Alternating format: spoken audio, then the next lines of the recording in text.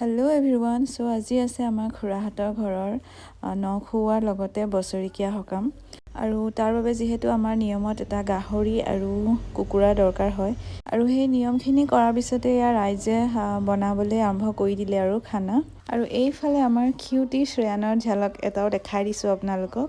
আৰু এইফালে গাহৰি মাংস কাটি আছে, এতিয়ালৈকে খোৱা নাই। আৰু এইফালে আমাৰ বনি আছে মাছ আৰু কুকুৰা মাংস।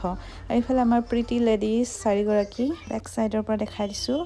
আৰু এইফালে পুৰা জোৰদাৰ খানা বনি আছে। আৰু এইফালে দেখা পাব আপোনালোকে আমাৰ বয়োজ্যেষ্ঠ মানুহখিনি তেওঁলোকৰ নিজৰ দায়িত্বখিনি কৰাৰ পিছত এইফালে টাইম পাছ কৰিবৰ কাৰণে তাচপাত খেলি আছে।